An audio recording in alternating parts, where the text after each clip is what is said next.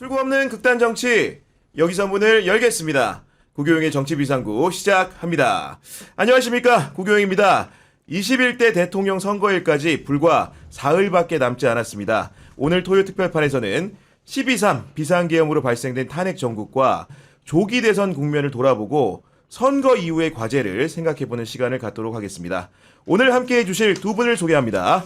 박성태 사람과 사회 연구소 연구실장, 기추자 월드 주인장 기추자님 나오셨습니다. 안녕하십니까. 안녕하세요. 아니, 박성태 선배, 예. 헤어스타일이 약간 변화가 온 것 같은 느낌이 드는데 제가 오랜만에 뵈서 그런가요? 제가 다니는 바버샵이 있는데요. 네. 거기 원래 한 명이 했는데 또 다른 분도 계시더라고요. 근데 예약할 때 이걸 잘못 눌러가지고 아, 다른 분한테 다른 받아가지고. 분한테 받았어요. 근데 오늘 이제 이 말이 이렇게 살짝 많이 들어올린 것도 굉장히 잘 어울리시는 것 같습니다. 네. 저는 사실 잘 몰라서 해주는 대로 합니다.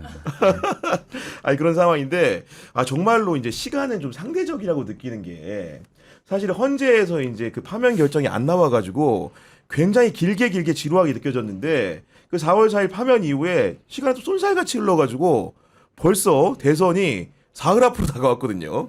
어떻습니까, 선배는? 근데 시간이 상대적이죠. 조마조마하거나 뭔가 간절하거나 그러면 되게 길게 느껴지죠.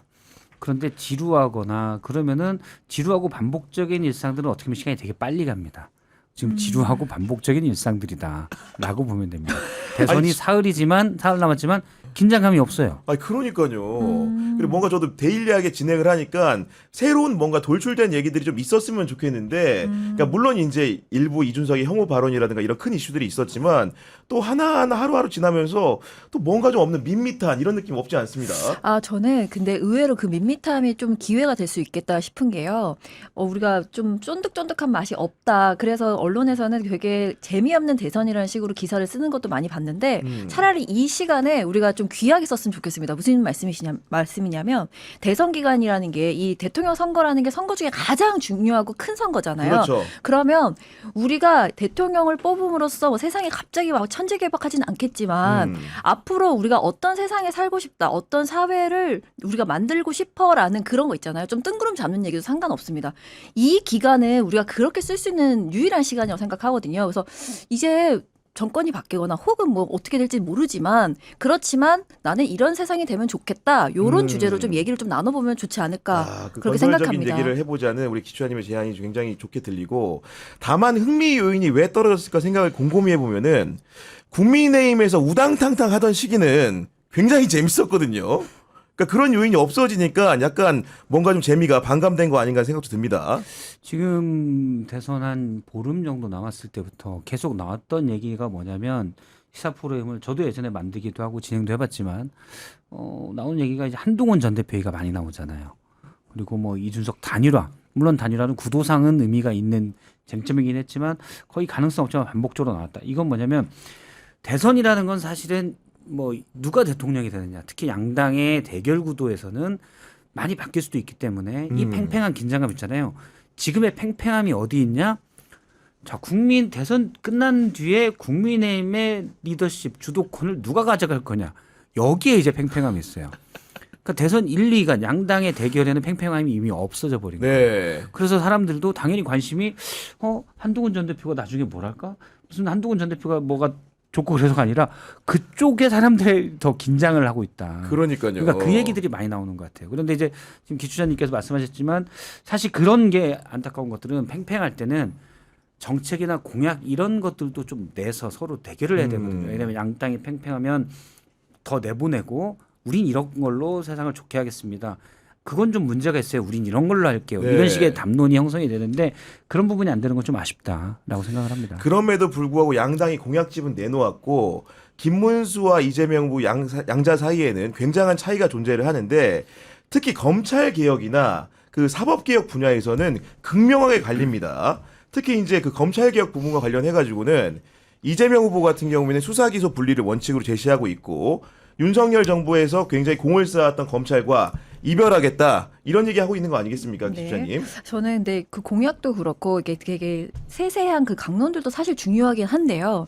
제가 지지난 정부, 그러니까 문재인 정부를 겪으면서 좀 느낀 바 세세한 것도 좋지만 저는 방향 설정과 밀어붙이는 힘이 더 중요하다는 생각이 좀 들더라고요. 아, 동력. 네, 맞습니다. 그래서 어설프게 건들면 그들이 뭉치는 기회만 제공할 뿐 굉장히 반격이 들어올 수 있고 또 비극적인 결말도 생길 수 있기 때문에 이제는 그 강론도 저 자세히 비교해보면 사실 너무 극명하게 다르잖아요. 네. 사실은 그 힘, 저는 그 추진력에서 더 저는 좀 찾고 싶습니다. 이야기를. 네. 그리고 전에 보면은 사실 검찰 개혁을 그 김대중 정부도 시도했고 노무현 정부도 시도했고 문재인 정부도 시도했는데 숱하게 실패했던 게 검찰이란 존재가 굉장히 강력하거든요. 저항을 하고 항거를 합니다. 그런 부분들을 이번에 이재명 후보가 만약에 당선이 된다면은 좀 바꿀 수 있을까요? 예, 검찰의 한 것도 있지만 사실은 개혁 주체도 약간 어느 정도 필요도가 있지 않았나, 그러니까 필요가 있지 않았나 네. 생각합니다. 그러니까 문재인 정부 때는 그 전에는 물론 안 그랬죠. 예를 들어서 저는 김대중 정부 때나 노무현 정부 때는 검찰 개혁의 방향 이런 부분도 옳았다고 보는데 제도적인 방향보다도 기존 제도 안에서 검찰이 해야 될 일을 하게끔 내가 권력자가 환경을 만들어주겠다 이런 취지였었죠. 네. 근데 물론 그게 시간이 걸리긴 합니다. 근데 문재인 정부 때는 당시 이른바 적폐 수사가 있었기 때문에 그거를 적폐 수사의 적폐 청산의 선봉을 검찰이 맡았었기 때문에 그런 한계가 있었다라고 보고, 근데 이미 그러니까 뭐 이거 진영 논리나 그런 게 아니라 어쨌든 그래도 권력 수사는 검찰이 잘했지 않았느냐라고 네. 봤던 오랜 문화가 있긴 있었으니까요. 물론 권력에 봉사한 것도 있었지만 또 칼을 들었을 때 또 들은 분도 있었으니까. 근데 이미 이제 검찰총장 출신이 대통령이 되면서 그건 다 검찰의 그런 장점들은 다 없어졌다. 그래서 이제 저는 이제 고쳤을 수 없는 지경에 이르렀다. 네. 그리고 앞서 이제 검찰의 저항을 얘기했는데 제가 그렇게 보니까 저항할 생각도 없는 것 같아요, 이제. 네. 저도 사실은 일선에 있는 검사들하고 통화를 해보면 그런 분위기가 네. 감지가 되더라고요. 네. 네. 그래서 뭐 이제 다른 걸 해볼까 뭐 이런 검사들도 그런 것도 좀 알아보고 있고 그런 게 좀 보입니다. 그러니까 그 비화폰 그 서버를 경찰이 확보하니까 갑자기 난입해서 물리적으로 그걸 오. 우리한테 내놔라고 이야기한 우리한테도 모습에서 제출해줘. 네. 영장도 안 내줬었잖아요. 그래서 나는 진짜 이 검찰이라는 이 집단은 정말 바람이 불기도 전에 눕는 게 습관화돼 있구나. 그러나 그 전에는 그래도 방금 말씀 주신 것처럼 수사는 잘하잖아 검찰이 그래도라는 그런 분위기가 있었는데 이번 지난 정권의 정말 유일무이한 장점이라고 보자면 그들의 민낯 여러 엘리트라 불리던 자들의 민낯이 드러난 것 네. 그거 하나라고 볼 수 있거든요. 그래서 검찰이 지금 그렇게 무리하게 끼어드는 거는 그냥 양아치 짓에 불과하지 않는가 이렇게 많은 분들이 판단한다고 생각합니다. 저는 진짜 실망했던 게 검찰에 그러니까 저는 이제 너무 무리한 검찰에 대한 분노가 또 많이 작용된 것들이 있거든요. 근데 사실은 여러 준사법기관이기 때문에 개혁을 할 때는 되게 신중하고 정교하게 해야 된다는 생각을 가지고 있었는데, 근데 완전히 이건 고칠 수 없다라고 본 게 불법적인 비상계엄을 한 그건 45년 만에 가장 끔찍한 범죄잖아요. 네. 근데 심우정 총장이 즉시항고를 하지 않아서 풀어주고, 자, 일단 계엄은 실패했죠. 그러면 단죄가 바로 들어가야 돼요. 우리 시스템이 지금까지 다 그래왔습니다. 근데 단죄의 주체는 뭐 합동수사본부도 있지만 일단 일선에서는 검찰이 그 일원이 돼서 해야 되는 거거든요. 그렇습니다. 수사를 제대로 안 해요. 그런 거 보면서 풀어주고 제대로 않고 그러면서 예전에는 검찰이 권력이 이제 물론 권력일 때 더 그래야 되지만 권력이 석양 무렵에 들어갔을 때는 사냥개가 됐는데 이분들이 이제 완전 사냥개도 아니구나. 그냥 5월 햇볕에 배 이렇게 내밀고 들어놓는 개가 돼버렸구나. 이런 생각이 들어요. 그래서 네. 그런 것도 없었다. 그리고 즉시항고를 하지 않았을 때 이 프로스 게시판에 일부 있었어요. 일부 검사들이 이게 말이 되냐. 또 이제 지겸 부장판사가 풀어줬을 때도 이게 말이 되냐라는 일부 항의가 있었지만 예전 같으면 당연히 모여서 목소리를 내야 됐거든요. 평검사 회의도 하고 예를 그렇죠. 들면 네. 그 움직임이 없는 것 보고 와 검찰은 이제 고칠 수 없다. 문화가 이제 바뀌었다. 일부 있었던 권력에 대한 그래도 내가 검사인데 권력 내가 수사하겠어. 일부 그런 뭐 있었지만 그건 끝났다 이제. 그 심지어 이제 예전에는 검찰을 두둔하던 보수 언론 같은 경우에도 검찰을 좀 일방적으로 두둔하기 어려워진 분위기들이 기사에도 좀 나타나지 않습니까? 기자 선생님, 네. 보수 언론 아닙니다. 네. 검찰이 참 이상한 게 무슨 검찰과 자신이 동기화가 되는 것 같더라고요. 그래서 검찰이 뭐 어떻게 본인에게 편리하게 제공을 해주는지 모르겠지만 뭐뭐라고 합니다, 뭐뭐라고 합디다 이렇게 쭉쭉쭉 쓰는 게 쭉 보다 보면은 다 검찰 쪽의 소스예요. 소스가 그런 네. 거는 이른바 보수 언론이라고 불리는 그런 언론들만 쓰는 게 아니고요. 이른바 진보 언론이라고 불리는 언론도 마찬가지라는. 저를 똑바로 쳐다보면서 말씀하시는데 제 기사 다 찾아볼 기세여가지고 말을 더 잊지 않겠습니다. 제가 지금 보니까 여하간 제가 말씀드리고 싶은 것은 우리가 이제 보수 언론이 어쨌든 개혁의 과제로 이제 검찰이 드러나게 되면은 굉장히 두둔해주는 역할을 많이 했었는데 요즘에는 그런 부분도 잘 안 보인다라는 세태 변화가 느껴진다라는 생각이 든다는 거거든요. 그렇죠. 그러니까 검찰 내부도 제가 앞서도 말씀하셨지만 저도 이렇게 분위기를 보면 아니 이제 중수청으로 가야 되나? 공수처 가면 하는 일이 뭐지? 뭐 이렇게 생각하는 분들도 많고 분위기가 완전 달라졌어요. 그건 이제 본인들에 대한 뭐 일부 반성이라기보단 우리가 그때 왜 그랬을까? 위에서 그러니 어쩔 수 없었지. 뭐 이런 회한도 일부 들어가 있는 것 같기도 하고 네. 의지가 없습니다 지금은. 아니 그리고 이제 이런 상황 속에서 김문수 후보 같은 경우에는 공약으로 내놓은 게 공수처를 폐지하겠다 이렇게 얘기하는데 공수처 폐지 공약에 대해서는 좀 어떻게 생각하십니까? 저는 약간 정확히 봐야 된다고 보는데 이번에 만약 공수처가 없었다면 어떻게 될까요? 공수처가 없었다면 내란이 개헌 불법 개헌을 해서 내란을 일으키고도 많은 국민들이 이거 제대로 수사가 될까? 검찰은 윤석열이 자기가 우두머리였던 조직이고 경찰은 사실은 뭐 많은 검경 수사권 조정이 되지만 우리 뭐 아시는 분들은 알겠지만 네. 권력에 훨씬 더 취약한 곳이 맞습니다. 경찰입니다. 네. 그런데 과연 될까? 불안하죠. 그나마 공수처가 있어서 저는 검찰 경찰도 이거 묻어둘 수가 없는 것이구나라는 생각을 했다고 봐요. 그런 게 서로 상호작용이 일으켜진다고 봐요. 그래서 필요하다. 물론 공수처가 무능하고 의지도 부족하다? 전 충분히 비판받을 수 있다고 봅니다.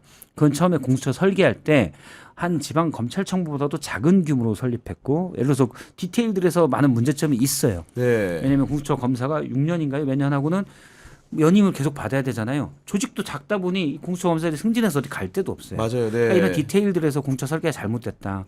그리고 처음부터 사실은 수사를 안 해본 판사를 처장으로 임명하다 보니 그만 당시 이제 민주당 정부에서 검사에 대한 반감 때문에 맞아요. 그랬지만 네. 그래도 수사 역량이 부족하다. 여러 문제점들이 있긴 있어요. 근데 검찰은 지금 만들어진 70년이 넘은 조직입니다. 공수처 이제 5년 정도 됐어요. 그렇죠. 네. 그러면 이제 걸음마 단계. 그러면 잘 만들어 가야 되는 거지 없을 조직은 아니다라고 생각을 합니다. 맞는 말씀이신 게 아니 뭐 그 일을 시키려면 인력과 뭐 수사 지원이 뭐 예산이 가야 될 거 아닙니까? 근데 지금 2025년 5월 기준으로 21명만 채워진 상태잖아요. 거기다가 2025년 예산안에서 17% 예산 삭감했거든요. 돈도 뺐고 사람도 없는데 역량을 발휘해라? 이건 말이 안 되죠. 근데 결과론적으로 봐봐, 너네 일 제대로 못 하잖아. 없어져야지.가 아니죠. 그렇죠. 역할을 확인했다면 그 역할이 제대로 될 수 있도록 강화될 수 있도록 먼저 지원해줘 보고 그럼에도 불구하고 일을 제대로 수행하지 못하면 그때 다시 뭐 폐지든 뭐든 이야기를 나눠야 되지 않을까 싶습니다. 네. 그렇기 때문에 수사기관 간의 뭐 영장 청구권의 문제라든가 기소 독점의 문제 같은 것들을 잘 조정해가지고 조화롭게 운영이 될 수 있게 상호 견제가 되면서도 균형 강막이 있는 제도 설계가 굉장히 필요한 게 아닌가 싶고 또 최근에 이제 그 공약사항으로 약간 입방아에 올랐던 게 그 대법관을 증원하는 문제 있잖아요. 이 부분을 두고 사실은 그 특히 이제 조선일보, 중앙일보 이런 곳에서 민주당의 공약이 굉장히 사법개혁을 빙자한 사법부 독립을 침해하는 현상이다. 이런 얘기를 많이 했습니다. 네. 아니 근데 그거는 참 재밌는 게 분명히 일이 많다고 했잖아요. 일이 많다며 원하는 대로 사람을 늘려주겠다는데 뭐가 문제입니까? 그래서 저는 이거는 진짜 그냥 반대하기 위한 반대다. 조선일보를 지금 필두로 그런 논조가 굉장히 많이 나오고 뭐 토론을 하든 뭐 어떤 시사 프로그램에서도 무슨 민주당이 뭐 법관을 흔들려고 한다, 법원 사법 체계를 흔들려고 한다는 식의 이야기를 풍깁니다만 사람들이 다 어제 태어난 사람들이 아니잖아요. 그러니까 마치 아무 일도 없었는데 민주당이 갑자기 증언하겠습니다. 이렇게 한 거 아니잖아요. 그래서 큰 설득력이 없다. 네. 이렇게 생각합니다. 처음에는 그리고 이제 그 일선에 있는 국회의원 법안으로 100명까지 늘리겠다. 현재는 14명인데 그런 얘기가 나왔다가 그 법안을 이제 처리하는 쪽으로 갔고 그럼에도 불구하고 공약집을 보니까 대법관 증언하는 방향에 대해서는 분명하게 밝히고 있거든요. 예. 네. 저는 약간 신중하게 갈 필요가 있다고 생각을 해요. 왜냐하면은 대법관 수를 늘리는 건 맞다고 봅니다. 수를 늘리든지 또는 체계를 바꾸든지. 예를 들어 독일이나 프랑스 같은 경우는 전문 대법관 제도로 3심제를 허용하면서 전원합의체로 가지는 않거든요. 그러면 상고심들을 빨리빨리 좀 할 수가 있죠. 그렇겠네요. 여러 네. 법원들이 관련된 분야에 대해서 빠르게 합니다. 근데 상고법원이라고 하면 이미 양승태 대법원 때 추진했었죠. 상고법원을 추진한 이유는 하나죠. 일이 많으니까. 그렇죠. 짜잘한 사건들은 상고법원에서 좀 처리를 해줘. 오. 각 개인이 아무리 작은 사건이라도 예를 들어서 제가 노상방뇨에서 걸렸더라도 대법원까지 갈 수 있는 거예요. 그렇죠. 얘가 좀 그렇습니까? 근데 어쨌든. 네, 근데 대법원까지 나는 이거 좀 구체적으로 얘기하면 욕을 먹을 것 같으니까 얘기 안 할게요. 네. 근데 대법원 가서 이게 좀 진위를 밝히고 싶다 갈 수 있거든요. 그러면은 그런 것들을 다 3심을까지 할 수 있는 요청할 권리가 있는데 그런 것들은 그냥 그래서 대법관 한 명당 평균 4,000건 정도를 1년에 처리해야 되는데 말이 안 되죠. 그런 건 상고법원에서 처리해라. 대법원은 정말 전원합의체로 판례를 바꾼다거나 중요한 사건에 전원합의체 네. 형태로 판결할 내용들만 좀 하겠다. 저는 그런 시스템은 맞다라고 봅니다. 그래서 증언 문제는 계속 대법원에서 얘기한 건데 만약 민주당에서 이걸 지금 이렇게 가는 건 오해를 받을 수는 있어요. 왜냐하면 이재명 후보가 만약 대통령이 된다. 네. 그러면 재임 기간 중에는 재판이 정지되겠지만 그 다음에 또 있을 수가 있잖아요. 그렇죠. 그래서 저는 이 부분을 만약 하게 된다면 법원이랑 좀 같이 많이 상의를 해서 추진하는 방향. 네. 이거는 오해하는 분들은 또 오해할 수가 있기 때문에 음. 그런 모습들을 좀 취하는 게 맞다라고 봅니다. 그리고 증언은 하지만 네. 너무 민주당이 단독으로 하게 되면 뭐 예를 들어 다 모든 사람이 다 이재명 후보를 지지하거나 이재명 대통령을 지지하는 건 아닐 수 있으니 불필요하게 오해를 살 수 있잖아요. 네. 그래도 이제 법원 내부의 그런 자정이라든가 장점을 그나마 좀 들춰본다면은 이번에 그 쉽게 얘기해서 그 대법원에서 이재명 후보의 그런 상고심 재판을 파기환송했을 때 그런 절차상의 특이성에 대한 문제점들을 코트넷이라고 불리는 법원 내부망에 그래도 여러 사람들이 글을 올리면서 비판한 의견을 공개적으로 분출했다는 점 아니겠습니까? 정말 그나마의 희망이었는데요. 이 프로스보다는 훨씬 희망이 있다라고 생각을 했고 그럼에도 불구하고 제가 말씀을 드리고 싶은 거는 그 데이터로 보면은 헌법재판소가 있는 국가가 있고 없는 국가가 있는데 그럼 독일이랑 비교를 해보자. 그러면 이게 막 어떤 속도나 뭐 이런 거는 좀 뭐 이야기를 나눌 수 있고 협의가 필요할 수 있지만 그냥 데이터로 보자면 독일에는 대법관 한 명당 128명 사람 인구를 재판관이 128명이에요. 나눗셈을 해보면 네네네. 네. 그러니까 우리는 14명, 그러니까 6배의 차이란 말이에요. 그러면 이게 태어날 때부터 정해진 절대 법원의 시스템을 바꾸는 게 아니야. 손대면 안 돼가 아니잖아요. 그렇죠. 판사의 권위를 존중하고 그런 것과는 별개로 시스템에 어떤 허점이 있거나 부족함이 있거나 또 달라지는 양상에 따라서 바꿀 수 있는 거잖아요. 근데 아까 말씀하셨듯이 충분히 논의하고 이런 거 저도 당연히 필요하다고 생각을 하고 그런데 뭐 토론이나 이런 데 나오는 그 논리를 보면 절대 바꾸면 안 되는 것처럼 말씀을 하시는 분들이 많더라고요. 그건 절대 아니다라는 네. 말씀. 저도 늘리긴 늘려야 된다고 봐요. 어떻게 한 명에 4,000건을 봅니까? 그렇죠. 네. 생각해보니까 제가 뭐 이렇게 무단횡단으로 대법원에 가면 조희대 대법원장에게 발을 넘으려다가 제가 안 넘은 건데 좀 이렇게 그런 것까지 다 하긴 좀 벅차잖아요. 네, 그래서 우리 실장님은 일단 노상방뇨하고 네, 무단횡단하고 노상횡단 적절치 않은 얘기인 것 같아서 제가 바꿨습니다. 아니 근데 혹시 불편을 끼치는 국민들이 있다면 사과드립니다. 심심한 사과 부탁드려요. 아니 그런 상황인데 그래서 김문수 후보는 이런 그 대법관 증언 공약에 이제 맞상대로 어떤 걸 내놨느냐 대법관과 헌법재판관을 임명할 때 국회의원 3분의 2 이상의 동의를 받고 추천위원회도 법정 기구화하겠다. 그 얘기는 뭐냐면 기본적으로 지금 대법원에서는 윤석열 정부에서 임명한 사람들이 많기 때문에 숫자 우위가 있지만 이재명 후보가 대통령이 될 경우에 그런 우위가 바뀔 수 있기 때문에 뭔가 장치를 만들겠다, 제동 장치를 만들겠다고 한 것 같은데 저는 이 공약 보면서 상당히 의아했거든요. 어떻게 생각하십니까? 일단 지금 민주당이 절대 다수인데 그러니까요. 일단 예. 3분의 2로 간 거는 일단 우리가 100석은 국민의힘 입장에서 100석은 넘으니까 우리가 거부권을 가지고 있어. 뭐 이런 네. 생각인 것 같아요. 저는 이제 물론 일부에서는 특별다수제가 좀 필요하다고 봅니다. 반절만 조금만 넘어도 사실은 되기 때문에 특별다수제를 하게 되면 좀 더 설득해야 될 필요성들이 있죠. 네. 뭐 3분의 2든 5분의 3이든 특별다수제가 일부에서 동의가 필요하다고는 보는데 그런데 지금 현실에서는 정치적인 양극화가 여야 간에도 너무 대립돼 있어서 그러니까 아예 진척이 안 될 것 같다. 아무것도 안 될 수 있죠. 일단 그 네. 문화를 먼저 바꾸는 게 1번인 것 같아요. 예를 들어 지난번에 헌법재판관 임명하는 문제도 공전을 계속하다가 안 네. 됐었잖아요. 그런 일이 반복되지 않을까라는 생각도 듭니다. 아니 저는 이제 여기서 다시 보면은 국회 3분의 2 이상의 동의를 받겠다. 이 얘기는 굉장히 야당적 사고를 하는 공약으로 보이거든요. 아, 이게 패기가 이렇게 없어도 돼요? 아, 그러니까 이길 지금 이게 생각이 없네. 맞기만 하겠다, 어? 아니 뭐 후보가 이러시면 안 되죠. 이긴다는 생각을 하시고 항상. 이게 너무 야당만. 왜냐면 이럴 경우에 김문수가 집권하더라도 수적 우위 때문에 아무도 대법관, 아무도 헌법재판관 임명이 안 됩니다. 이게 지금 상황 이 공약대로라면은. 그렇죠, 그렇죠. 그러니까 그런 상황이기 때문에 너무 우스꽝스럽지 않을까 싶고 결국 이런 검찰과 법원에 대한 양당의 문제의식이 극명하게 갈린 현실적인 문제가 있으니 바로 내란 우두머리 윤석열이 형사재판이 종료될 경우에 과연 사면을 시켜줄 것인가 말 것이냐 논쟁. 실제로 대선 후보 TV 토론에서도 이재명 후보가 김문수 후보를 향해서 강력하게 물었는데 일단 답변을 회피합니다. 그렇죠. 네. 저는 처음에 아니 지금 아직 재판도 안 끝났는데 무슨 사면 얘기를 하냐. 그리고 그 비슷한 맥락으로는 내란에 대해서 아니 그걸 내란죄로 불법 그러니까 계엄을 한 건 잘못이지만 내란죄로 단정하는 건 언어도단이다라는 표현까지 써요. 그러니까 네. 그래서 저는 사실은 이 질문이 토론 1차 때부터 나왔어야 된다고 보는데 왜냐하면 경선 때부터 탄핵을 반대하는 후보가 만약에 대선 주자가 된다면 국민의힘에서 이 질문에 할 대답이 없다. 윤석열이 유죄가 되면은 사면할 거냐. 그러니까요. 그러면 이제 물론 그런 정도로 얘기하겠죠. 유죄가 아직 안 났는데 뭘 이런 식으로 얘기하겠지만 그래도 이 질문에 대한 답을 할 수가 없다. 그렇게 봤는데 국민의힘이 정말 현명하게도 그 질문에 답을 할 수 없는 후보를 선출을 했죠.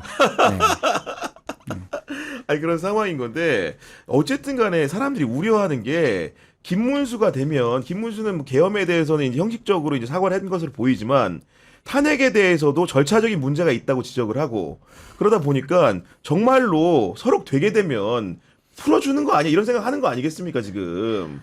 아, 근데 이거 너무 우스꽝스럽지 않아요? 난 이 모든 질문이 너무 우스꽝스럽습니다. 왜냐면 일단 첫 번째 김문수 후보가 사과를 했다고 저는 생각하지 않습니다. 그렇죠. 일단은 뭐 네. 캠프에서 압박이 있었는지 어떤 그 연유는 알 수 없지만 제대로 된 사과를 했다고 생각하지 않고 두 번째 부정선거를 은근슬쩍 흘리더라고요. 마치 지구는 돈다. 뭐 약간 이런 느낌으로 혼자서 이야기를 하더라고요. 아, 그래서 이 사람은 사실 적극적으로 탄핵을 반대하고 내란을 옹호한 발언이 이미 있는 사람이잖아요. 그리고 사과나 그거를 뒤집는 언행을 제대로 한 적이 없습니다. 그렇죠. 그렇기 때문에 이런 논의가 사실 굉장히 불필요하다는 생각이 들고요. 이미. 그리고 사면할 거라는 이 질문도 상당히 재밌는데 사형 아니면 무기징역 아니었나요? 사면이 아니라 사형 아니었어요? 이게 너무 재밌네요. 이거는 참. 네. 아니 그리고 이제 기본적으로 김문수 후보를 아까 이제 기추한님 말씀하신 것처럼 근본적으로 못 믿는 이유는 선거를 치르는 과정에서 인선하는 과정을 보면 드러나는 건데 윤상현 어떤 사람입니까? 윤석열을 정말로 극진히 모신 사람인데 이분을 공동선대위원장 임명하지 않습니까 이게? 그렇죠. 많은 분들이 의아해했죠. 근데 저는 의아하지 않아요. 아 그래요? 네, 왜냐하면 김문수 후보 입장에서는 윤상현 의원 공동선대위원장은 아주 정상인 사람이에요. 그러니까 우리랑 중력이 다른 별에 살고 계시기 때문에 예를 들어 석동현 변호사 우리가 볼 때 의아하죠. 아니에요. 김문수 후보는 눈을 뻐끔뻐끔 뜨면서 그분이 왜 말씀 잘하시고 좋더만 이렇게 얘기할 수 있는 분위기다. 동지적 관계죠. 예. 네, 그러니까 전략적으로 무엇을 판단하는 분은 아니고 김문수 후보는 기본적으로 쭉 보면 일단 순수해요. 순수하게 좀 나쁜 분이다. 순수하게 이게 나쁜 분이다. 네. 민주주의에 관련돼서는 네. 뭐 다른 건 모르죠. 사실 다른 건 제가 모르는데 민주주의와 관련돼서는 무슨 뭐 잔머리를 쓰거나 그런 분은 아니에요. 그냥 순수하게 그냥 나쁜 분이다. 민주주의에 반대되는 분이다라고 생각을 해요. 그래서 계엄에 대해서 그런 방식은 좀 아니지 않아?라고 얘기했지만 탄핵은 그래도 우리가 뽑은 대통령인데 사실 되게 심플합니다. 모든 결정이나 의사가 윤상현 윤석열을 지키려고 했던 사람인데 그럼 좋은 분이잖아. 그러니까요. 전광훈 와 이분 최고지 이거잖아요. 그러니까 뭐 우리는 윤상현 의원을 공동선대위원장일 때 와 이게 제정신이야라고 생각하지만 그쪽 세계에서는 네. 그게 당연한 거예요. 네. 네. 아니 그리고 이제 이 행간에 김용태 비대위원장이라는 청년 국회의원이 나와가지고 이것저것 이제 얼굴마담 역할을 하는 것처럼 하는데 실제로 이분이 공표해서 얘기한 것 치고 되는 게 없어요. 애초에 그럴 거라고 생각을 네. 했죠. 그 바지라고 불러서 너무 죄송한데 하는 행동이 바지 같으세요. 그래서 일단 뭐 안 먹힐 건 알고 있었고요. 그 후보가 그 비대위원장을 대하는 모습에서도 되게 무슨 사람 부리듯이 이렇게 하는 모습 그런 것도 상당히 그랬고 아까 방금 말씀 주신 것처럼 다른 별에 있는 사람들이라고 말씀 주셨잖아요. 그건 저는 그렇게 생각을 합니다. 그 이야기 중에 뭐 윤석열 대통령을 지키려고 했으니까 그 사람은 뭐 이런 나라고 하는데 그 사람들이 떠드는 얘기를 한참 듣다 보면 혹은 들여다보다 보면 이렇게 쓴웃음이 나긴 피식피식 하기는 하는데 자세히 보다 보면 어떠한 단어가 아예 없냐면요. 국민이 없어요. 아 국민이 없다. 그러니까 김문수 후보든 뭐 윤상현 의원이든 뭐 누구든 간에 어디 가서 그럼 막걸리 마시면서 탄핵하면 안 된다고 이런 얘기 얼마든지 하세요. 상관없습니다. 다만 본인들이 지금 돈을 받고 있는 곳이 어디지? 그리고 그 돈이 어디서 나오지? 그리고 내가 어떤 권력을 누구에게서 위임받았지가 없잖아요. 그래서 위만 바라보고 있는 거 아닙니까?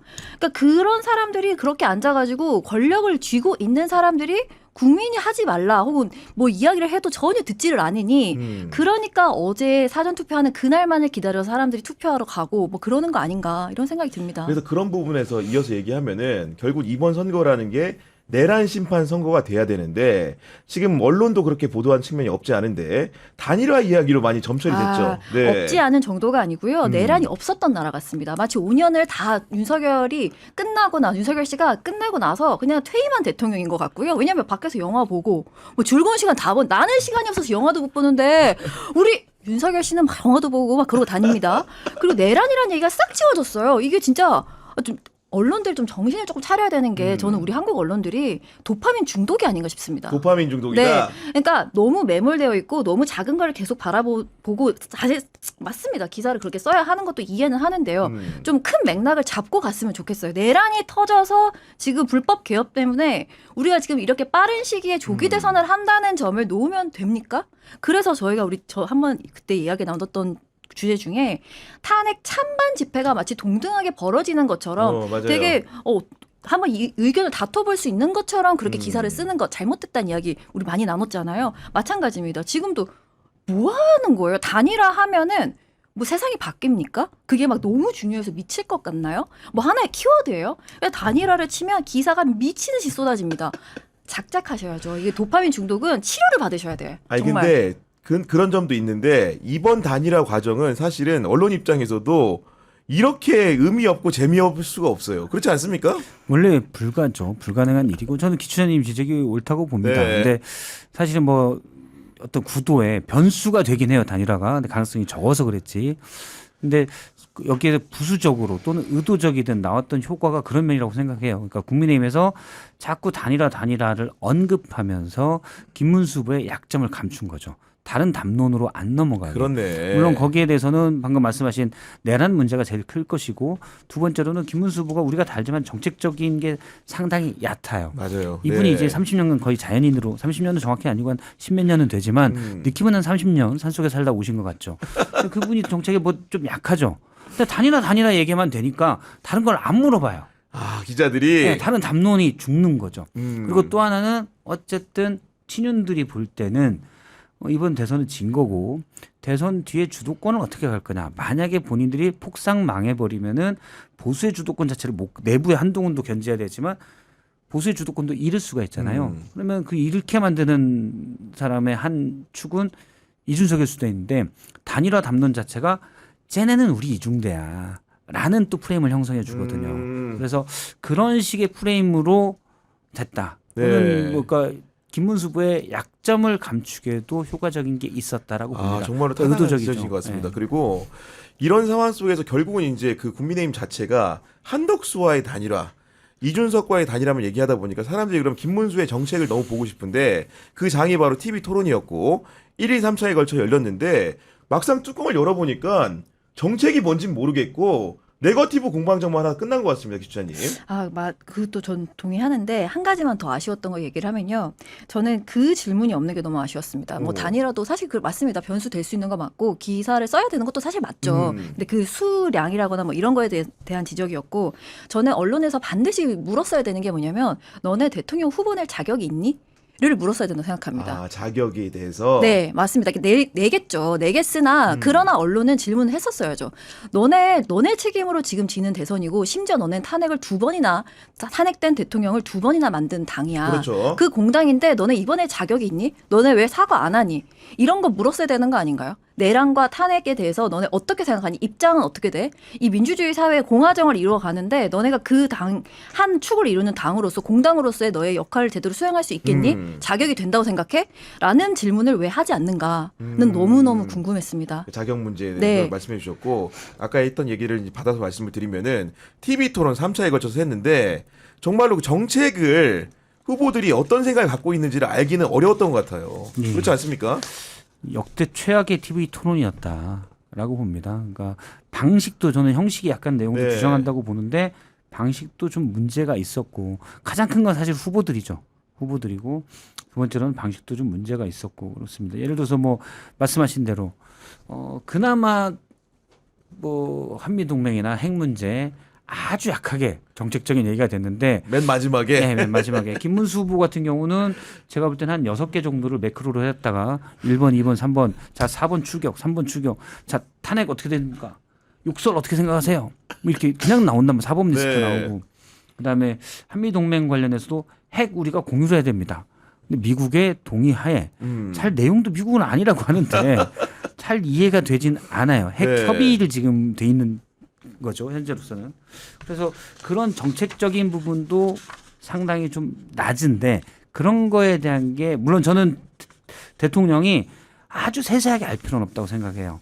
근데 어떤 방향 그리고 그 방향의 중요한 디테일들 정도만 딱 알면 된다고 생각하는데 그러니까요. 네. 김문수 후보는 거기에 좀 많이 못 미쳤는데 음. 오히려 그거를 결과적으로는 감춰준 게 계속 이재명 후보에게 고장난 라디오처럼 몇 개를 그냥 반복적으로 얘기한 거 네. 그것밖에 없었다라고 봅니다. 아니 그리고 저는 개인적으로 3번에 걸친 토론회에서 머리에 남는 거는 정말 이상하게도 호텔 경제학밖에 없습니다. 아 정말요? 아니 왜냐면 무슨 얘기냐면은 지금- 정말로 얼토당토 않은 지적이라고 생각을 하면서도 이준석 후보 얘기는 뒤에 하려고 빼고 지금 비워놨는데 하면서도 호텔 경제학이란 얘기만 사실 남은 게 아닌가 공허한 그런 생각이 좀 들었거든요. 저는 그 호텔 경제학이라는 말을 뱉는 그 이준석 후보를 보면서 이게 사람이 매몰되면 저렇게 된다 생각했습니다. 그 들었을 때 바로 알아듣는 사람이 얼마나 있었을까요? 저는 자기 지지그룹이나 맞습니다. 그거는 저는 이제 워낙에 그런 커뮤니티를 다 모니터링 하니까 그 얘기를 하고 싶은 모양이다라고 생각하지만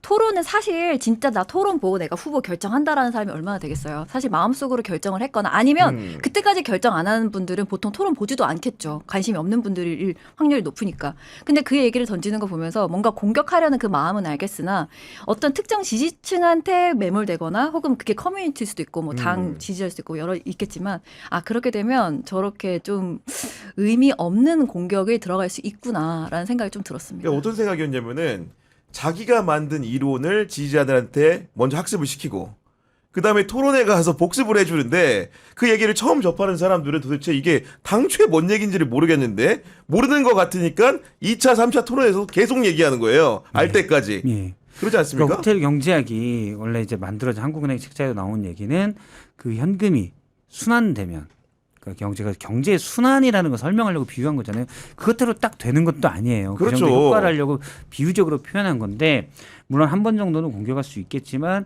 그걸 가지고 계속 나간다. 저는 사실은 좀 그렇게 썩 좋은 전략은 아니었다라고 봅니다. 그러니까 이준석 후보의 문제점 중에 하나가 꼬투리 잡기예요. 제가 얼마 전에 어떤 방송에서 얘기했는데 저도 이제 과거에 기자할 때 후배들에게 그런 얘기를 합니다. 디테일과 군더더기를 구분해라. 디테일과 군더더기를 예. 구분해라. 디테일은 본질적인 걸 보여주는 그게 디테일인 것이고 군더더기는 그냥 디테일처럼 보이지만 쓸데없는 거다. 기사를 쓸 때도 군더더기가 많으면 본질이 안 보인다. 그런 건 다 빼라라고 네. 얘기를 했거든요. 그러니까 뭔가 구체적인 것들이 많이 나오면 좋아 보이지만 군더더기인 구체적인 것들이 많이 나오면 본질을 감추게 돼 오히려. 그런 건 이제 뭐 사진 찍을 때 흐릿하게 하는 것처럼 그런 건 다 흐릿하게 빼줘야 되거든요. 그런데 이준석 후보는 거기에서 다른 데서도 그렇고 그런 데서 일부 나온 것들을 그냥 막 물고 늘어지는 경우가 있어요. 근데 그런 게 공격용으로 한두 번은 좋지만 그걸 자꾸 본질화 시키려다 보면은 충돌이 발생하죠. 저게 그렇게 중요해? 저거는 사실 이쪽에서는 또 그렇게 얘기하는데 그런 거 아니야? 라는 부분이죠. 저는 사실 이준석 후보가 처음에 AI 100조 투자 얘기했을 때 물론 다 안 짜질 수 있겠죠. 이재명 후보의 100조 투자가.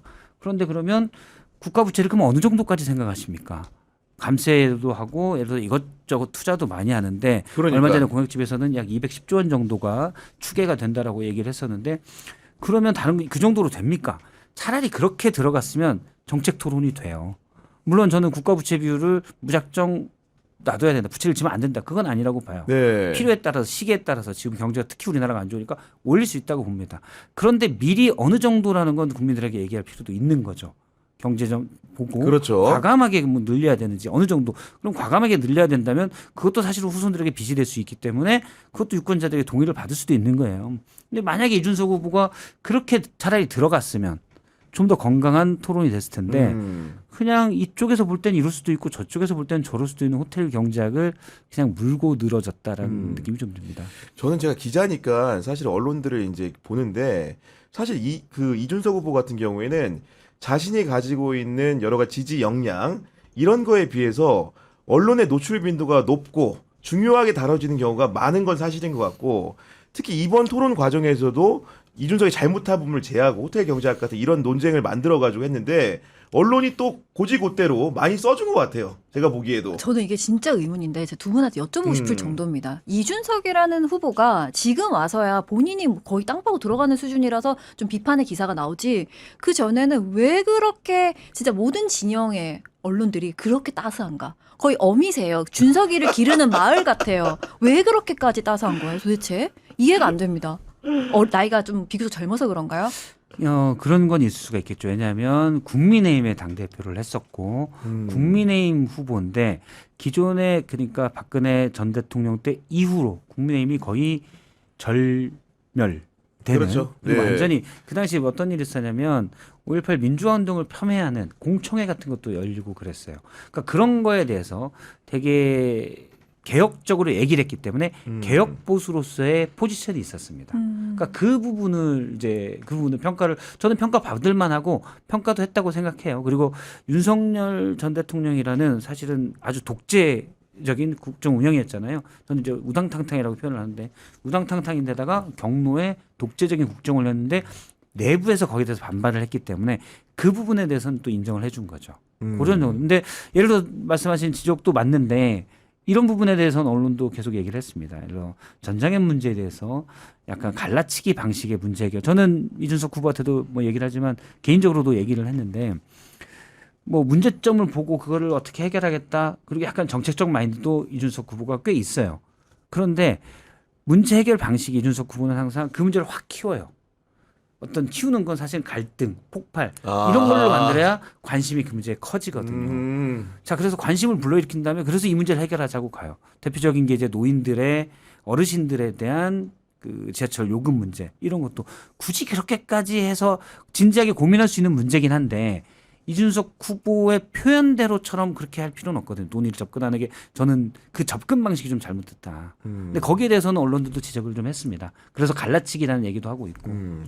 이번에도 그래서였을까요? 박성 선배 얘기대로 뭔가 갈등을 조장하고 분출시키는 방식으로 문제를 해결하고 자기 주목을 받기 위해서 실제로 하지 말아야 될 정말로 혐오적인 발언을 토론에서 내뱉은 거 아니겠습니까? 네, 맞습니다. 네. 근데 저는 토론을 이제 보다가 그러니까 순간 약간 이렇게 순간 얼었어요. 이렇게 설마? 저 진짜 예. 뭐라고? 이런 느낌으로 시작했는데 한참 있다 보니까 저는 그거 자체도 충격인데 그 이후에 그 태도가 너무 충격적이었습니다. 내가 뭘 잘못했지라고 먼저 했고요. 나는 그 있는 말에 대해서 이야기한 것뿐 뭐 요렇게 먼저 1차 대처를 했잖아요. 근데 그 이후에는 저는 정말 황당했던 건 뭐였냐면 그 바로 뒤로 가서 이제 기자들과 이야기를 나누는데 그때 기자분들이 진짜 집요하게 묻더라고요. 굉장히 좀 좋았는데 네. 뭐였냐면 그러면 그 질문을 왜 하신 거냐 그랬더니 뭐 관점을 알고 싶어서 던진 거다. 아, 내가 그 검증도 못하냐. 아 그러면 그게 여기 후보분들과 관련 있는 얘기냐? 가족 얘기라는 얘기냐? 그러니까 아 그건 아니다. 내가 누굴 특정한 건 아니다. 그냥 인터넷에 있는 거에 대한 맞아, 그런 처음에 사례를 그랬어. 맞습니다. 네. 사례를 가져와서 그냥 관점에 대해서 물은 거다라고 분명히 질문했어요. 오. 그리고 또 그럼 그게 확인이 된 거니? 너 그 어디서 봤니? 이렇게 기자가 계속 물어요. 그랬더니 어디서 봤더라? TV조선에서 봤나? 근데 기자님은 어디서 보셨어요? 이렇게 하더라고요. 그리고 그거는 그 이재명 후보의 가족 이야기가 100% 확신할 수 없는데 어떻게 그렇게 됐냐? 그러니까 나는 잘 모르겠다. 100% 확인한 건 아니다. 하지만 궁금한 거 물어볼 수 있는 거 아니냐? 기자님은 어디서 봤고 얼만큼 확인하셨냐? 그럼 나한테 알려주셔라라고 이야기를 하더라고요. 저는 그게 너무 충격적이었습니다. 지금 누군가를 굉장히 모욕적으로도 만들 수 있는 그런 상황 그리고 그 후보 당사자뿐 아니라 그걸 시청하고 있는 시청자들도 지금 너무 당혹감이 큰데 확인을 안 했고 확인을 안 한 게 뭐 어때서 물어볼 수 있는 거 아니야? 내가 그때 동탄에서 후보들과 토론할 때도 딸이 있는지 아들이 있는지 모르지만 딸이 부동산 투기했습니까? 라고 물어봤다는 거예요. 그것부터 틀린 거예요. 따님이 있습니까? 라고 묻든가 아니면 있는지 없는지 확인하고 왔어야죠. 네. 이 모든 것들이 총체적으로 좀 너무 이 정말 준비가 안 된 후보구나 라는 생각이 굉장히 많이 들었습니다. 야, 진짜 저도 이제 그날 그 TV 토론을 시청하면서 굉장히 다층적인 감정이 많이 들었는데 또 놀랬던 거는 어쨌든 간에 개혁신당이 작다고는 하지만 공당의 대선 후보이기 때문에 최소한의 필터링이 있었을 것 같고 결국은 여러 가지 안건들 중에 후보는 취사 선택을 하는 것인데 하필이면 그거를 취해서 그렇게 공격적으로 발화했다는 게 굉장히 놀라운 선택으로 보였거든요. 제가 이제 개혁신당 쪽 얘기를 들어보니까 그걸 질문을 하자. 정확히 이재명 후보의 아들의 과거 발언이죠. 유죄 판결을 네. 받은 내용이에요. 그걸 가지고 얘기를 하자라는 건 사전에 얘기가 됐었다고 그러더라고요. 그리고 이제 범죄 일람표 내용은 준비가 돼 있었다. 알고 있었던 거죠, 다. 이미 네. 그런데 이제 자 그럼 표는 어떻게 할까? 거기까지는 안 돼 있었던 거죠. 물론 써준 대로 무슨 사실은 이준석 후보 아시지만 무슨 써가지고 오는 스타일도 아니고 본인이 마음대로 하는 스타일이죠. 거기에 내용 정도는 요거는 하자라는 거는 내부 캠프에서 어느 정도 공감대가 있었던 것 같아요. 한 관계자 얘기를 들어보니까 그걸 그렇게 얘기할 줄은 몰랐다. 네. 그걸 그렇게 얘기할 줄 몰랐다. 근데 그거는 저는 기본적으로 이준석 후보가 공감이나 배려에 대한 게 부족하기 네. 때문이라고 생각을 해요. 그러니까 이준석 후보가 본인이 이 발언이 무슨 문제지? 저는 꽤 뒤로도 이준석 후보가 그 문제점을 모르는 것 같은데. 맞아요. 네. 이준석 후보가 만약 그 발언을 듣는 수용자라면 그게 본인이 이제 그런데 공감이나 뭐랄까요 예민하지 않아서 모른다. 그건 문제될 게 없어요. 그런데 대통령이 되겠다는 사람이 그럼요. 그 발언을 하면 혹시 내 발언으로 불쾌하거나 또 상당한 피해, 혐오를 느낄 수 있는 사람이 없을까? 이건 고민해야 되는 부분이거든요. 그럼 부족하다라고 볼 수밖에 없는 거예요. 수용자로서는 나는 이상하지 않은데 그럼 뭐 그분이 그럴 수 있는 거죠. 근데 그분이 어디 가서 1,000만 명을 대상으로 얘기하면서 그렇게 얘기하면 안 되는 거죠.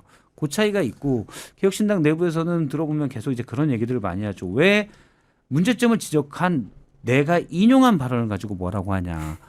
원래 원 발언자는 이재명 후보의 아들인데 그를 뭐라고 해야 되는 거 아니냐. 이재명 후보의 아들이 대통령 후보로 나온다면 엄청나게 뭐라고 합니다. 당연하죠. 네. 동장만 나간다고 해도 뭐라고 해요. 동장도 안 나가잖아요. 뭐 지금 뭐 하시는지 모르겠지만 30대 중반의 아저씨예요. 그리고 이미 유죄 판결을 받았어요. 네. 30대 중반에 말이 험하고 말은 잘 모르겠지만 일단 인터넷 커뮤니티에서 댓글이 험해서 벌을 받은 아저씨예요. 좋은 아저씨라고 볼 수는 없죠, 물론. 근데 그분이 지금 공적인 건 아니잖아요. 만약에 이재명 후보가 대통령이 되고 아들이 대통령의 이제 아들이 되는 거죠. 근데 거기서 권력을 이용하겠다? 언론이 따갑게 그러면 검증할 겁니다. 근데 지금은 동네 아저씨예요. 그러니까 그냥 그 정도 보는 거예요. 근데 그렇죠. 이준석 후보는 대통령이 되겠다는 자이잖아요. 다른 얘기죠. 본인은 그 사람의 말을 전했다고 그대로 전해선 안 되는 일을 한 거예요. 그걸 네. 저는 개혁신당에서 잘 이해를 못하는 것 같아서 그 부분을 좀 지적을 하고 그러니까 싶습니다. 첫날 사고가 났고 그 다음날 기자회견을 열어서 무슨 얘기 하나 봤더니 이건 단순 검증 차원이었다고 또 변명을 합니다. 그러다가 이제 뭐 계속 여론이 안 좋아지니까 그 다음 날에 당원들을 상대로 이제 그 사과를 했는데 이런 것도 참 기가 막힙니다. 대처 방법이. 좀 재밌는 후보예요, 정말. 왜냐하면 일단 첫 번째 젊은 후보라고 굉장히 사람들이 말씀을 많이 주시던데 정말 그런가요? 그냥 정치판이 너무 늙은 거 아닌가요? 40 넘었는데 뭐가 그렇게 젊죠?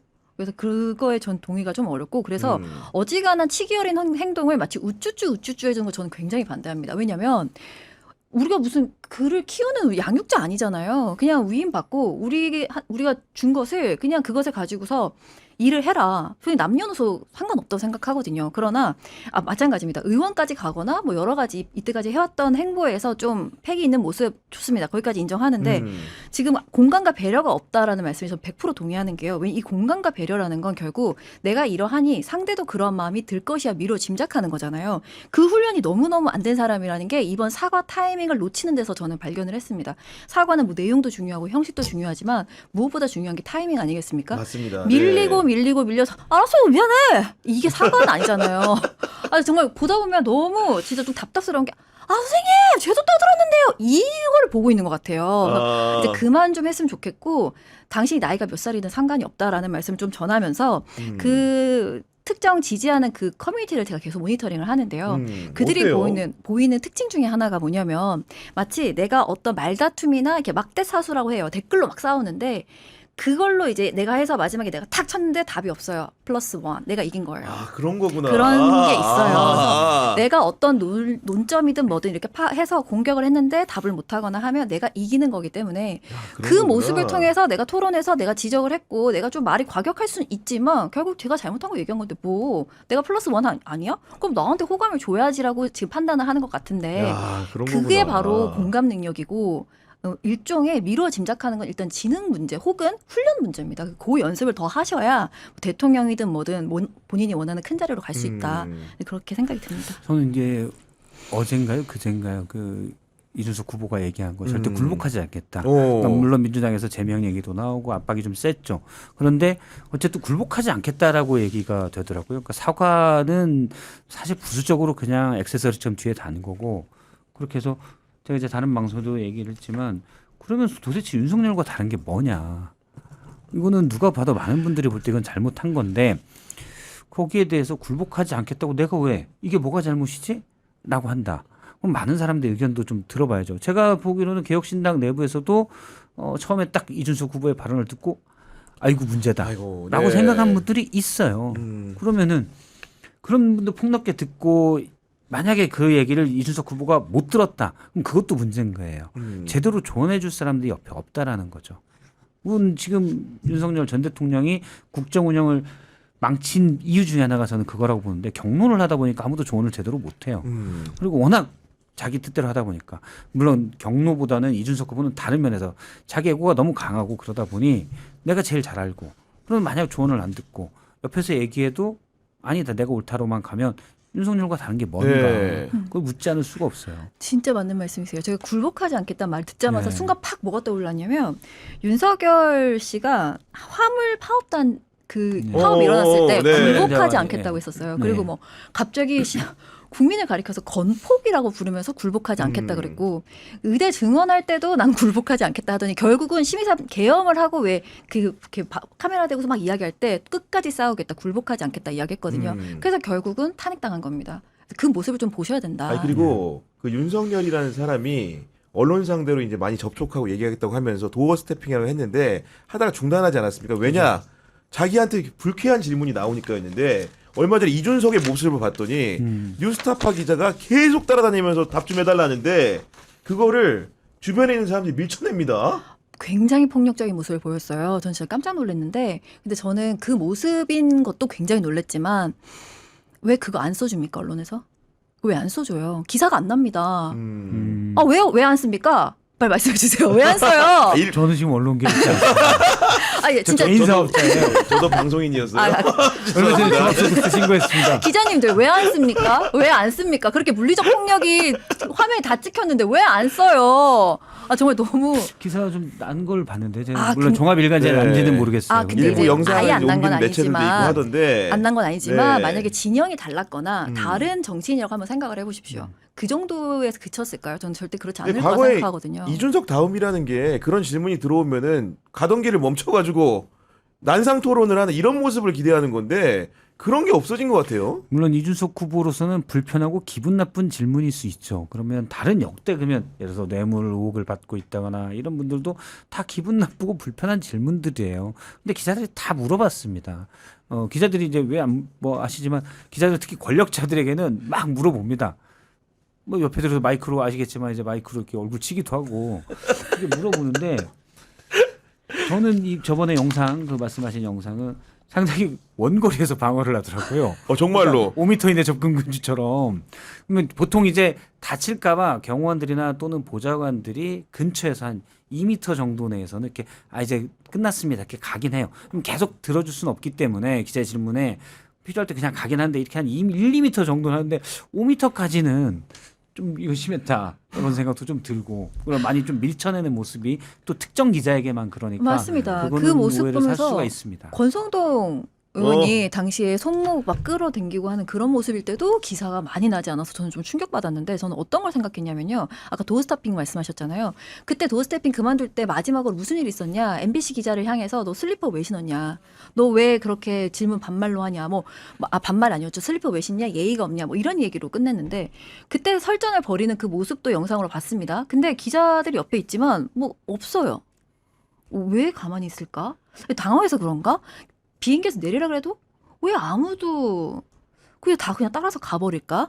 거기에 익숙해진 것 같다는 생각이 굉장히 많이 들었습니다. 그래서 MBC는 그래도 돼. 쟤네가 그렇게 하니까 뭐 그럴 수 있지라고 본인들도 가스라이팅 된 거 아닌가? 라는 생각이 들었는데 이번 모습도 마찬가지입니다. 뉴스타파 기자한테 그렇게 해도 됩니까?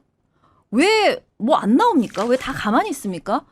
본인들도 에이 뉴스타파잖아 라고 생각하는 거 아닙니까? 양심에 손을 얹고 뭐 기자 윤리 어쩌고 저쩌고 멋진 말 말고요. 그냥 본인들이 좀 비겁하다는 거를 좀 인정해야 될 때가 오지 않았나? 이런 생각이 좀 듭니다.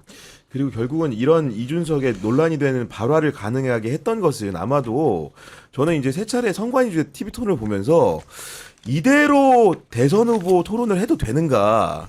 사실은 이제 그 선배 같은 경우에는 실제 진행을 좀 많이 해보고 정치인들 많이 만났는데 보면서 좀 어떤 생각 드셨습니까? 저는 그래서 1차 토론 때도 1차 토론 때부터 얘기했습니다. 이 방식 아니다. 고쳐라. 일단 주도권 토론. 그 토론 방식을 그 다 짠 애초에 주도권 토론 이런 방식을 짠 분이 저랑 친한 선배긴 한데. 아 그래요? 네. 거기가 이제 중앙선관위랑 같이 뭐 전문위원, 신문위원 뭐죠? 고문 비슷하게 네, 논의 과정에서 네. 네. 예전에 100분 토론 PD 오래 했던 분이 있습니다. 그분이긴 한데 그분도 이런 건 아니다라고 얘기를 하더라고요. 아 주도권 토론의 발명자도 발명자. 이런 토론은 아니다. 이건 아니다. 네. 네, 왜냐면 사회자가 일단 좀 개입을 해야 되고요. 물론 어떤 일정한 기준, 그거는 선관위에서 합의한 기준에서 4명의 후보가 나오지만 어떤 질문을 했는데 앞서 이제 그 예를 들어 사면 얘기를 할지 무슨 뭐 내란죄를 할지 질문을 했는데 대답을 안 한다. 물론 이재명 후보도 대답을 회피한 경우가 꽤 있습니다. 그러면 회피하면 사회자가 자, 그 질문에 답은 좀 해주세요. 정말 완전히 흑색선전인 질문들 아니면 사회자가 약간 그런 정도의 권위와 힘을 가지고 그렇죠. 얘기를 해야 되거든요. 그런데 전혀 없이 시간만 재고 있어요. 그럼 AI가 모두로 사회자가 합니까? 제가 1차 토론 때부터 이건 문제가 있다. 그리고 이런 게 사실은 디테일인데 제발 서 있게 하지 마라. 앉혀라. 그 맞는 저, 말이다. 네. 진짜 맞는 맞다. 말이다. 그 생각 저희도 못했네. 앉으니까 이렇게 얘기하잖아요. 서 있으면 피곤해요. 맞아요. 이거 스쿼트 오래 하지 않으면 피곤합니다. 그거를 2시간씩 그 나 연배도 있는 분들이 서가지고 체력 테스트도 아니고. 네. 그러면은 더 사람이 날카롭게 돼요. 그러면은 국민들이 사실은 날카롭게 분노하거나 얘기할 것도 있죠. 근데 지금 정치적 양극화가 사회적으로 가장 극복해야 될 대상 주제 중에 두 번의 토론이 그 얘기를 다뤘잖아요. 사회 갈등과 정치적 양극화. 그런데 왜 후보들을 세워서 피곤하고 짜증나게 만들어서 싸우게 만드냐.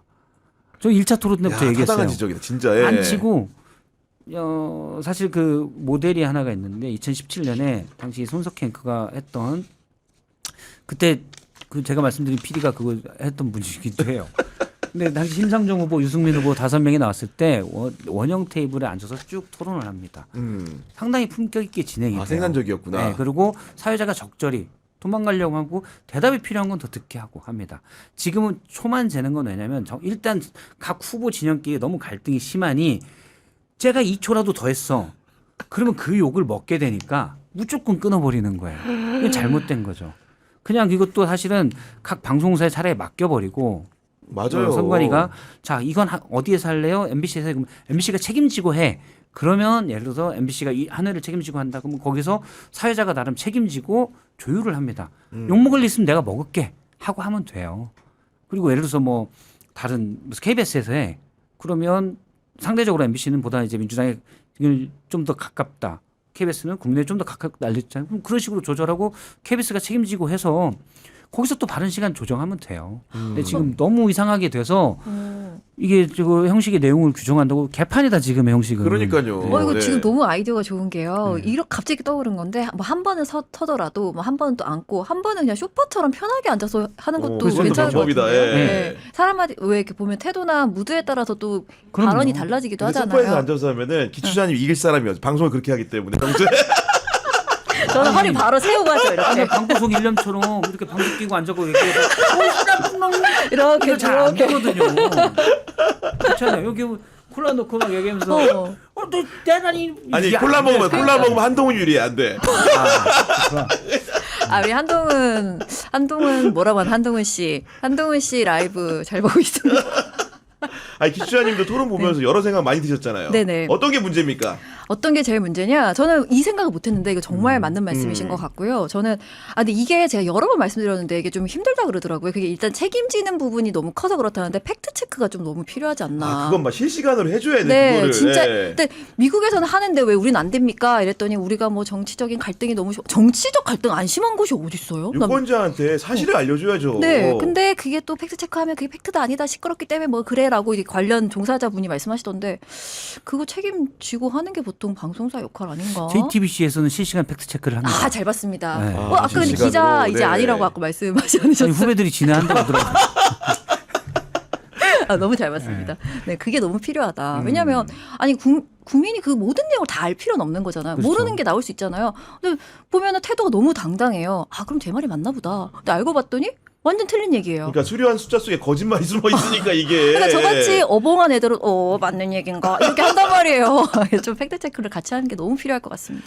어쨌든 간에 이번 대선 같은 경우에는 초두부터 얘기했지만은 내란 세력을 심판하는 선거입니다. 그렇기 때문에 그런 그 기조에 대해서 그 면밀한 이해가 돼야 되는데 결국 전선이라는 게 기초자님 말씀하신 대로 자꾸 흐려지고 없어지고 흐리멍텅해지는 것도 없지 않은 것 같아요. 최근에. 예. 그렇죠. 너무 이제 한쪽에서 우기니까 여러 명이 같이 우겨버리니까 저게 맞나 싶은 프레임이 있는 것 같아요. 그러니까 맞다기보다도 쟤네들 나름대로는 쪼놀리야라는 거를 그냥 인정해버린 것 같아요. 예를 들어서 대표적인 게 저는 늘 얘기하지만 계엄은 잘못됐지만 탄핵은 안 된다. 뭔 개소리예요. 네? 그러니까. 계엄 한 45년 만에 가장 끔찍한 범죄를 저지른 사람을 그 자리에 탄핵은 안 된다는 말은 그냥 너 대통령 계속해 이 얘기잖아요. 그 얘기죠. 말이 안 되는 얘기예요. 근데 하도 너무나 많이 국민의힘 주류들이 그 얘기를 반복적으로 하니까 그건 걔네들 입장에서는 그럴 수 있어라고 우리가 인식하게 되는 거죠. 잘못되어 있는 겁니다. 그런 부분들이 있고 근데 다만 고민되는 지점들이 있는 게 대선이 끝나게 되면은 많은 분들 하는 얘기가 일단 이재명 후보 같은 경우에 당선을 가정으로 한 얘기지만은 정치 보복을 하지 않겠다고 했는데 그 언어적 내용이라는 게 그 내란 종식이라는 부분과 약간 상충되지 않느냐 이 부분에 대해서는 어떻게 이해를 해야 되는가 이런 얘기 좀 하시거든요. 일부는. 정치 보복하면 안 되죠. 안 되고 다만 책임 진리를 한 사람들이 책임을 져야죠. 보복을 왜 합니까? 그럴 필요 전혀 없습니다. 법을 어기셨어요? 그러면 처벌을 받으셔야 되고 잘못하셨네. 혼나셔야 되고 그거로 그냥 하겠다는데 그게 왜 보복입니까? 그렇기 때문에 책임 진리를 한 사람은 책임을 져야 됩니다. 하고 싶은 말 다 하셨고 하고 싶은 행동 다 하셨습니까? 그럼 책임지셔야죠. 그거의 과정을 밟으면 된다고 생각합니다. 보복 절대 하면 안 됩니다. 경찰 조사를 받은 한덕수청 총리 같은 경우에도 본인 처분이 좀 두려웠던지 바로 정치 보복을 얘기하시면서 걱정하는 듯한 뉘앙스를 읽을 수가 있었거든요. 예. 보복은 말씀대로 정확한 말씀을 하신 것 같아요. 보복은 하면 안 되고. 근데 이제 이재명 후보도 그렇게 얘기했죠. 통합이 봉합은 아니다. 봉합은 그냥 덮어두자는 거잖아요. 그러니까 그건 아니다. 그러니까 통합을 하는데 예를 들어서 뭐 진영이 다르다. 저분이 나를 지지하지 않았어. 나에게 비판적인 얘기를 했어. 그렇다고 해서 무조건 뭐 아니고 어떻게 나쁜 불이익을 주거나 이런 게 이제 정치 보복이 되는 거죠. 근데 그런 게 아니고 예를 들어서 내란에 책임이 있다 명백하게. 자 명백하게 책임이 있냐라는 거는 그러면 수사를 통해서 제대로 밝혀져야 되죠. 네. 그래서 명백하게 책임 있는 자들에게는 그에 맞는 단죄가 이루어져야 되죠. 저는 제일 안타까운 게 종종 얘기했지만 그 부분이에요. 내란이라는 끔찍한 범죄가 일어나는데 전모가 지금 몇 달이 지났는데도 안 나왔어요. 그러니까요. 이제서야 경호처 비아폰 서버 기록들이 나오고 있어요. CCTV가 이제서 나오고 있고 이게 우리 시스템이 망가진 거예요. 그러니까 예전에는 어떤 사건들은 사고나 사건들은 있을 수 있습니다. 늘 많은 사람들이 살다 보면 그분이 이제 대통령이 됐었다는 게 우리가 끔찍한 사고긴 하지만 인구가 5천만 넘다 보면 이상한 사람들이 있어요. 그래서 시스템을 망가뜨릴 수 있는 사람들이 있습니다. 그런데 시스템이라는 거는 빨리 복원을 시키는 거거든요. 그게 한 국가의 문화, 문명을 나타내는 척도예요. 근데 그런 게 안 되는 걸 보면 많이 망가졌구나 우리나라가. 윤석열이 많이 망가뜨렸구나 이런 생각이 들어요. 저는 또 생각드는 게 문재인 정부 때 결국은 적폐 수사라는 게 윤석열 검찰을 가지고 한 거잖아요. 그러다 보니까 이제 그 정치 보복이라는 그 프레임에 걸린 것 같은데 그 이재명 후보가 공약한 대로 만약 대통령이 된다면은 이 내란 수사 같은 경우에는 기존의 수사기관이 아니고 특검을 통해서 하는 게 가장 공정성으로 담보하고 정치 보복의 문제 제기도 줄일 수 있지 않겠습니까? 너무 맞는 말씀이시고 그리고 저는 그렇게 안 했으면 좋겠어요. 자 이제 적폐청산 이거 안 했으면 좋겠습니다.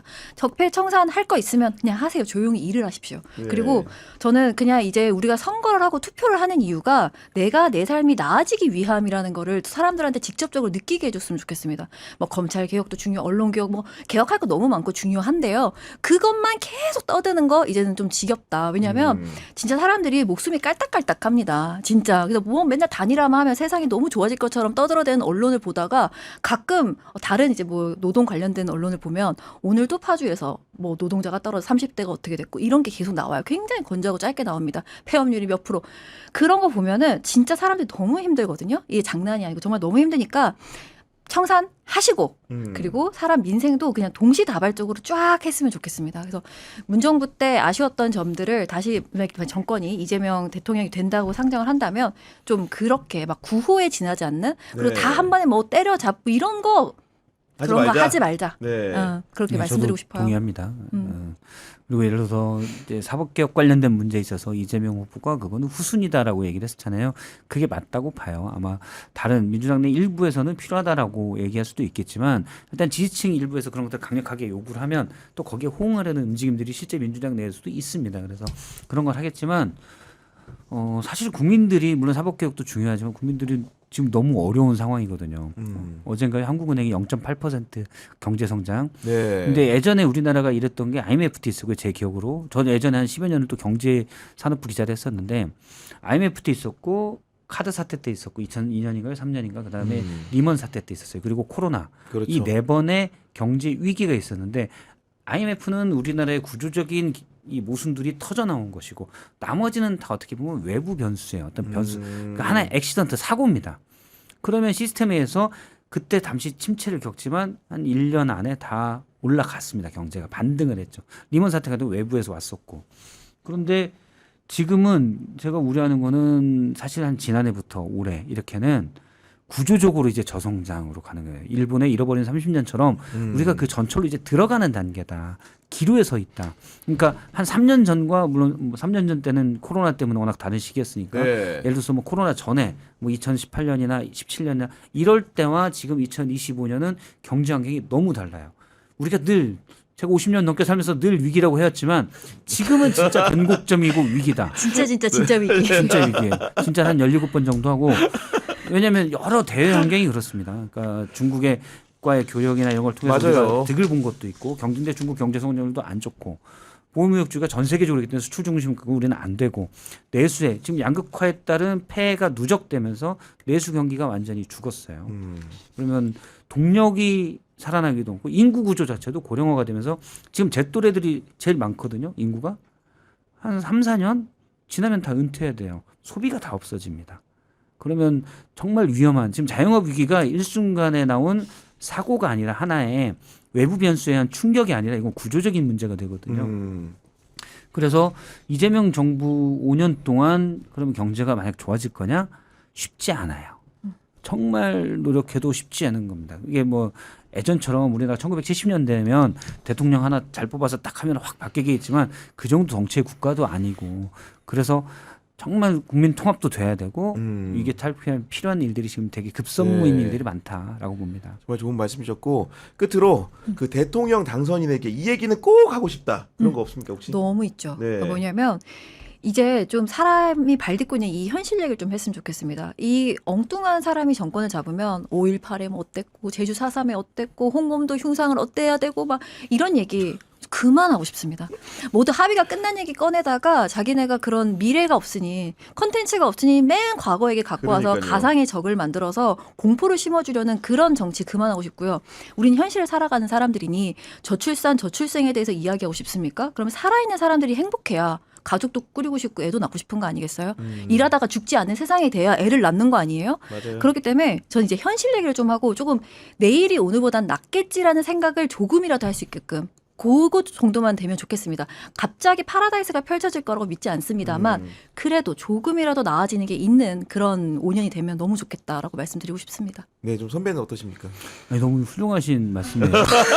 아니, 올 때 엘리베이터에서 뵀는데 기레기 추적자라고 그래서 뭔가 저는 뭐 퇴직한 지 꽤 됐지만 뭔가 쫓기는 듯한 느낌 이런 걸 살짝 받았었거든요. 같은 공간에 있는 게 부담스럽고 예. 일단 엘리베이터를 내가 먼저 내리면 안 될 것 같은. 제 뒤에 내리십시오. 네, 내가 먼저 내리면 뭔가 쫓길 것 같은 느낌 이런 게 좀 있었는데 너무 말씀을 정말 핵심을 정확히 찌르는 말씀을 해주신 것 같아요. 정말 쓸데없는 거에 이미 합의된 사항에 왜 맞아요. 목을 네. 맵니까? 그리고 앞서 말씀드렸지만 저는 경제가 중요하기 때문에 특히 정치적 양극화가 되게 심해서 진영 간 갈등이 네. 심해서 저는 뭐 누가 대통령이 되든 누가 되겠죠. 근데 그런 부분을 좀 많이 신경을 썼으면 좋겠습니다. 네, 네. 알겠습니다. 지금까지 6.3 대선의 의미와 방향을 살펴보는 시간을 가졌습니다. 대선 이후 달라진 나라에서 두 분과 다시 뵙길 기대하면서 오늘은 이만 인사 나누도록 하겠습니다. 너무 출연해주셔서 감사합니다. 감사합니다. 고맙습니다. 국교의 정치비상구는 내일 오후 4시에 인물비상구로 찾아옵니다. 탐구 대상 인물은 민주당의 대선 후보 이재명 후보입니다. 여러분들의 많은 관심 부탁드리고요. 오늘도 긴 시간 시청해 주셔서 감사합니다.